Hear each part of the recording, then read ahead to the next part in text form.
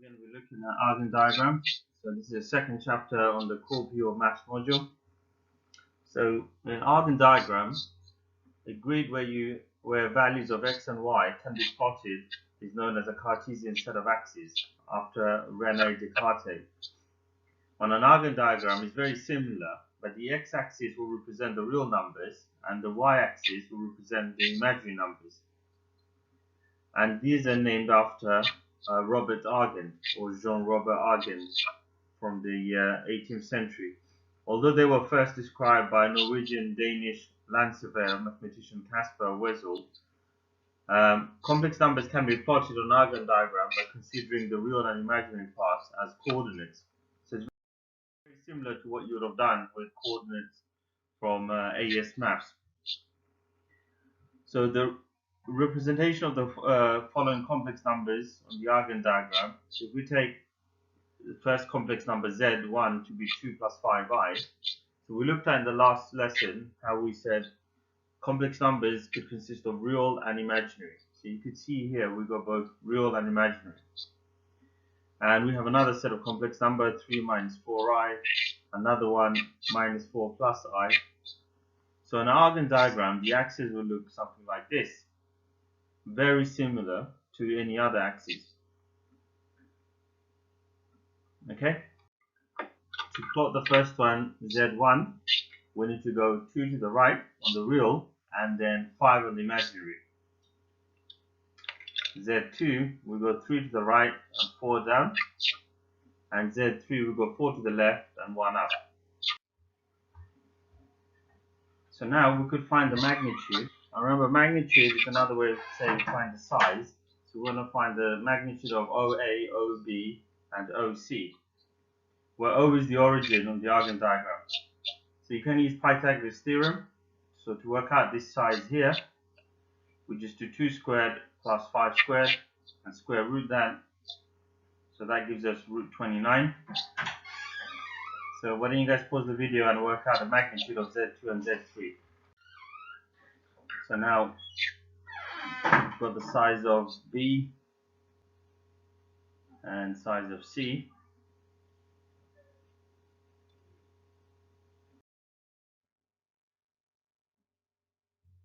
You can represent complex numbers like this.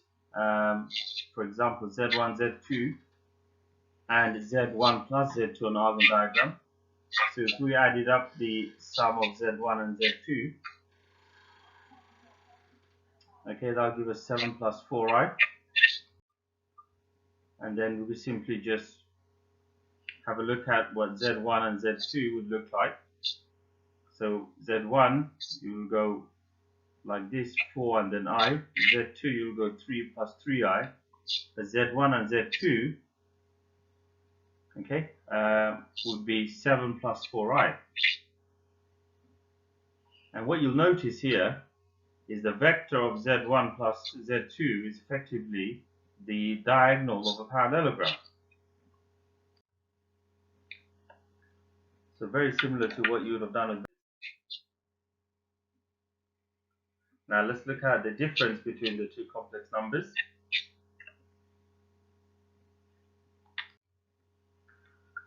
So the difference will give us minus 2 plus 3i.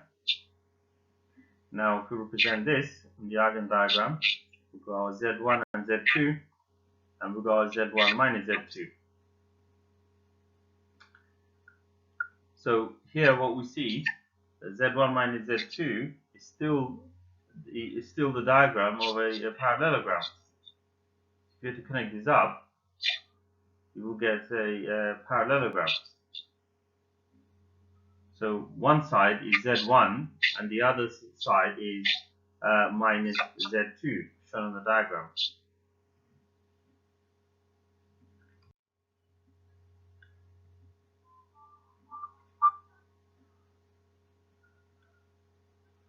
So minus 2 plus 3i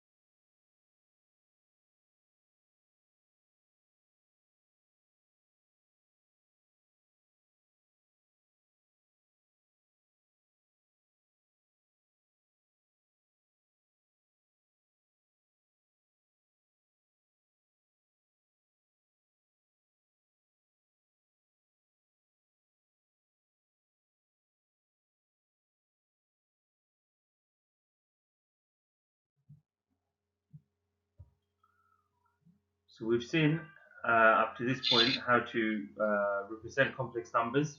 Okay, so what we're going to do now is, let's suppose we have a complex number z equal to x plus iy. The modulus argument is an alternative way of writing complex number that includes the modulus of the number as well as its argument, i.e. the size and the angle basically. So the modulus argument forms would look something like this. So the z would equal to r bracket cos theta plus I sine theta. R is the modulus of the number, theta is the argument of the number.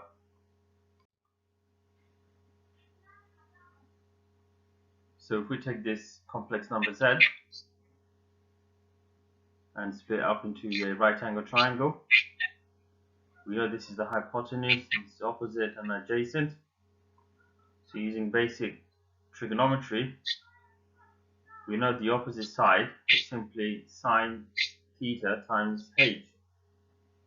So we could work out this side as r sine theta. And you would have seen quite a lot of this in mechanics when you split up the forces, or in physics. And similar way to find the adjacent side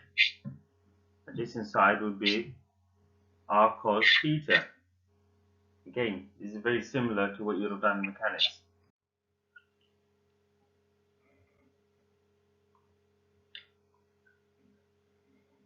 So we could write this as z equal to r cos theta plus r sine theta,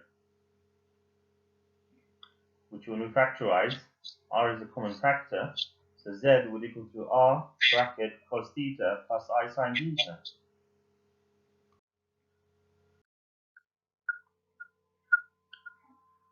So here we want to express the numbers in the modulus argument, z equal to 1 plus I root 3, z2 equals to minus 3i.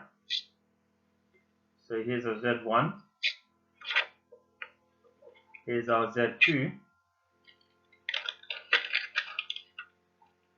Now the modulus for z1 is equal to 2, and that's just using Pythagoras theorem. The argument for z1, you go opposite and adjacent, so tan inverse root 3 over 1 is equal to pi over 3.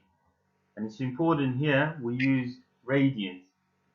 And basically throughout further math, by default position, we should always be using radians for our angles, unless or otherwise stated. So why don't you guys pause the video and work out the modulus and the argument for z2. So for z1, we could write it as 2 cos pi over 3 plus I sine pi over 3. Now for modulus for z2, we've got root 18, which is 3 root 2. Argument for z2 is pi over 4. So if we write this in the modulus argument form, what you notice here with this pi over 4, this can be also written as minus 3 pi over 4. Because remember, remember the angle that you actually want. The angle we want here is this, angle theta. So we could represent this as 3 root 2 cos minus 3 pi over 4 plus I sine minus 3 pi over 4. If you look at this carefully, okay, so for part A is to show that question. So you just simply multiply this out using fold method because you get the squared term here. And for part B, it's got the magnitude. So you just work out the size using Pythagoras theorem.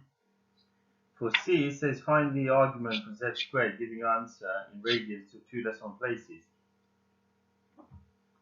So this is the answer for part C. And for D, it says show z1 and z squared on Argand diagram. So when we represent z1 and z squared on Argand diagram, it looks something like this. Okay, so for part A is to show that question.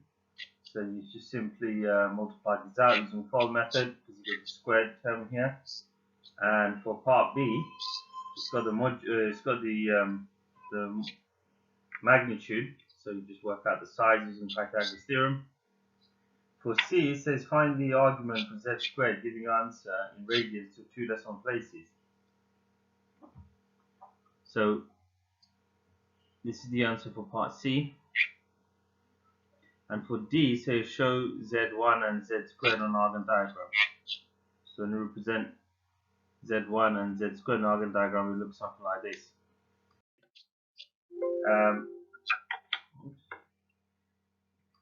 Okay, so now we're going to be looking at what happens to a modulus function, sorry, complex numbers, if you multiply or divide. So for this exercise, you need to be familiar with the trigonometry from A-level maths, the trig identity. So one of the trig identity of additional angle is sine A plus B. So here we're just going to use theta 1 and theta 2 except for A and B. And there was also the additional angle for the cos, A minus or A plus B. Here again we're going to use theta 1 and theta 2. And finally, cos squared plus sine squared equal to 1, the trig identity. We're going to use this as well. So let's look at multiplying complex numbers, z1 and z2. So we said how complex numbers could be written in this modulus argument. Now if we multiply the two, what we could do here, we could rewrite R1 and R2, just multiply the modulus, and then we could multiply the angles. So now you could expand the double bracket as you normally do quadratic. So why don't you guys pause the video and expand the brackets using Paul method. So once we expand the angles or the arguments, we get the following.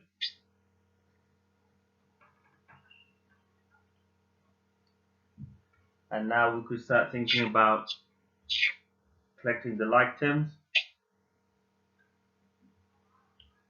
grouping them together. But before we do this, one thing we could sort out is the I squared. Now from the previous video we said how I squared is equal to -1. So that will simply be just minus sine theta 1 sine theta 2. Now if we start grouping them together, so cos theta 1 cos theta 2 minus sine theta 1 sine theta 2, and the I component, we get the following. And here you need to bear in mind we use this trig additional formula.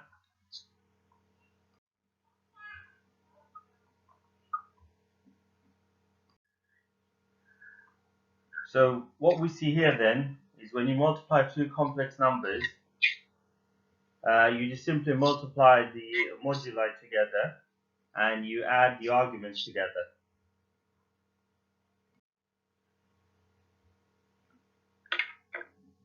So the form of the answer is the same. So we're gonna just remember this as a formula. We could just use this from now on. All of this was to show how the formula is. Okay, so what we're going to do now is do similar stuff, but this time we're going to be dividing the two complex numbers. So same as before, we start off with z1 and z2. So when you divide, you could just write it as 1 over the other. We can multiply to cancel terms on the denominator.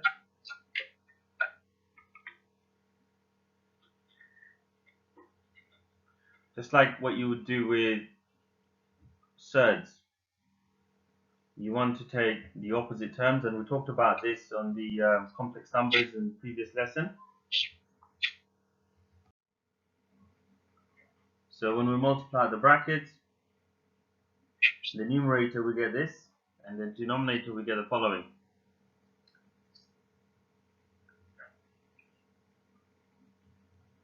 And we know I squared is equal to -1. So we could replace this And if we group the real and complex together,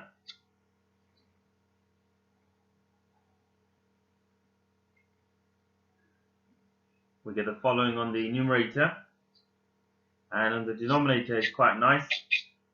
These bits cancel out, and that was the whole point of why we changed the sign. And now what you will see, if we rewrite this, that cos squared plus sine squared, we know is equal to 1. So in the denominator, we're just going to have r2. And on the numerator, well, using the cos additional angle, you could write this as cos theta 1 minus theta 2. And using the sine additional angle, we could write this as sine theta 1 minus theta 2. So again, we see a very interesting property. If we rewrite this, you see it's very similar to what we've done before. So you just simply divide the moduli together and you simply take away the argument. So it's opposite to multiply.